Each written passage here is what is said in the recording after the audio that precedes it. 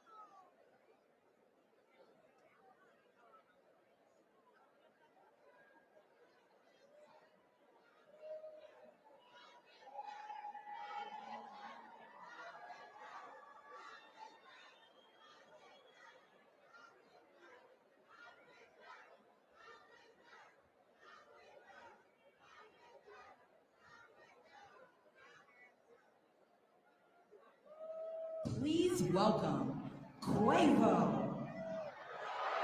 Lead the way. I'm about to lead the way. You follow me, lead the way. Follow me, watch out, lead the way. Lead the way. I'm about to lead the way. I stood in the back of so don't need to never kiss you away. Just not lead the way. I'm about to lead the way. Watch out, lead the way. Follow me, lead the way. How y'all doing out there? How y'all doing?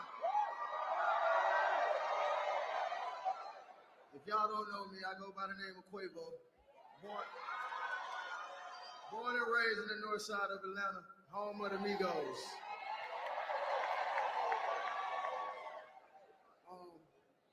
This city has always been home to me, from playing in the streets and, nurturing me and teaching me how to be the man I am standing before you.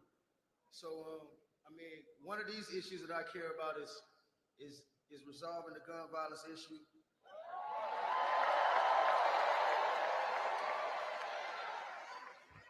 You can't understand the struggles of gun violence if you're not in the field or in the heart of it. So one thing I learned about working with Vice President Harris is she always stand on business.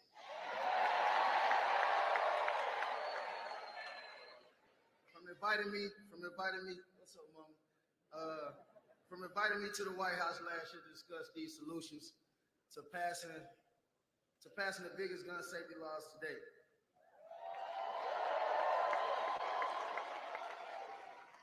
So it's only right in the birthplace of the culture. It's also the same place to launch the first African-American woman to run for president.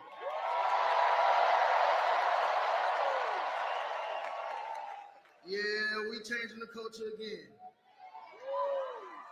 So if you never voted before, make sure you get out and vote right now, because it's the real one. And in the words of my brother Takeoff, let me get a Kamala. I'm gonna hand it over to Tyler Green. Let him talk about his vote and introduce the next president of the United States of America. Yes, sir.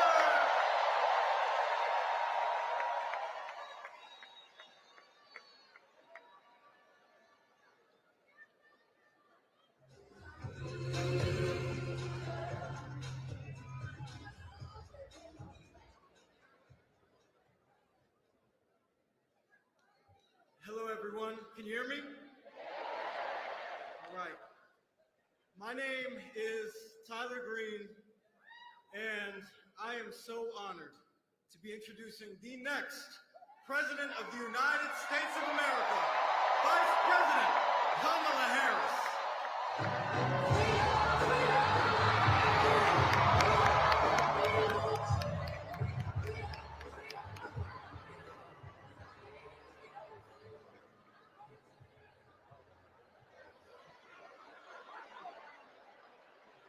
Just a second. Listen.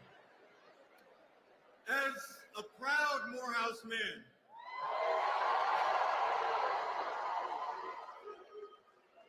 I couldn't be more excited to welcome a fellow HBCU alum back to the beautiful city of Atlanta. I first met the Vice President at the White House last year, where I shared my story as a young Black entrepreneur. I talked about the challenges that I faced, the importance of investing in entrepreneurs of color, how we can work together to fight the climate change crisis, and the positive impact that the Biden-Harris administration has had on my communities. And it means so much to me to see a vice president leading with the same values of excellence, leadership, and service that our institutions instilled in us. Vice President Harris has spent every day of her career fighting for working people just like me. From her service as a district attorney, attorney general, and the United States the Senate. Not yet. To her leadership as vice president, she has served and spent every day of her career serving and fighting for us, the people. To name just a few of these accomplishments, she's fought for historic investments into HBCUs,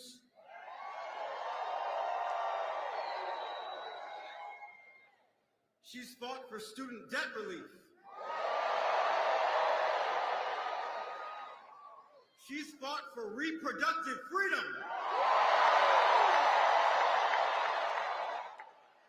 she's fought for entrepreneurs and climate leaders like me. And I know that when Georgia sends her to the White House again, she will continue to fight for us. There's so much at stake in this election. We know that we can't afford to let Donald Trump and J.D. Vance enact their extreme Project 2025 agenda on our communities and send us to the past. And that's what Trump wants to do. Trump wants to drag us back into the past.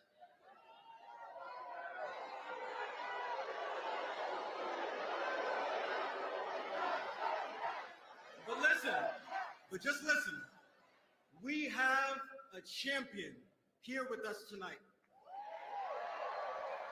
And she is going to lead our country into the future. Now, it's my honor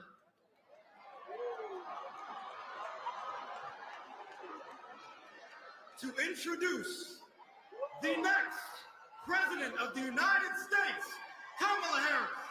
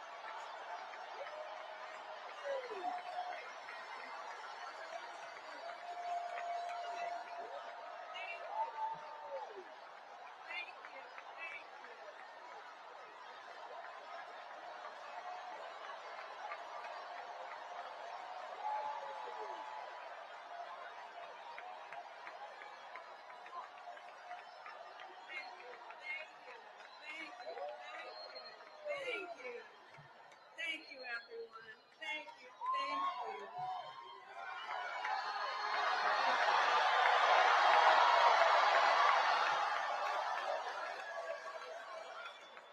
Thank you all. Thank you very back in Georgia.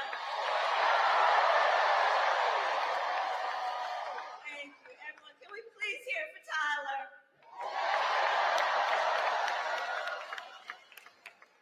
I want to thank Tyler for that incredible introduction. I invited him and several other young entrepreneurs to come and visit with me at the White House.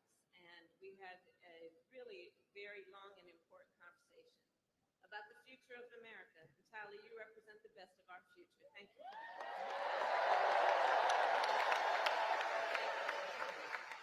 And please give it up for Quavo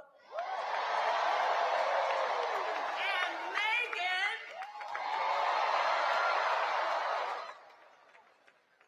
So it is so good to see everyone. And let me also thank our incredible members of Congress who are with us this evening. Senator John Ossoff, Senator Raphael Warnock, and Representative Nikema Williams, to Mayor Andre Dickens, thank you for welcoming to Atlanta, and thank you to the great Stacey Abrams for your extraordinary leadership. So, Georgia, it is so good to be back, and I am very clear. The path to the White House runs right through this state. And you all helped us win in 2020, and we're going to do it again in 2024.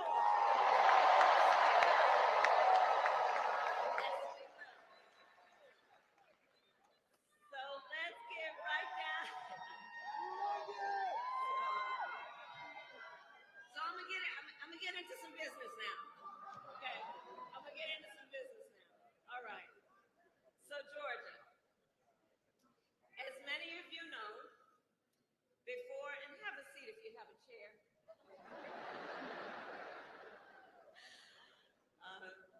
As many of you know, before I was elected vice president and before I was elected a United States senator, I was an elected attorney general and an elected district attorney. And before that, I was a courtroom prosecutor. So in those roles, I took on perpetrators of all kinds.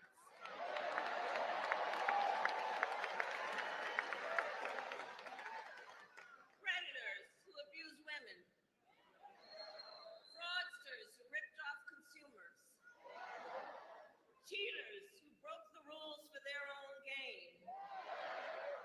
So hear me when I say, I know Donald Trump's type.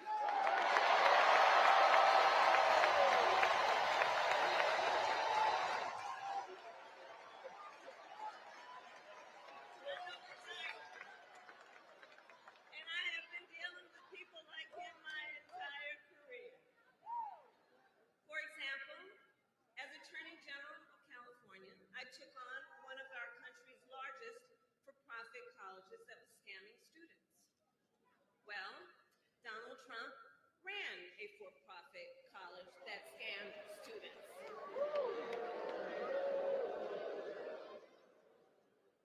As a prosecutor, I specialized in child sexual abuse cases and sexual abuse cases.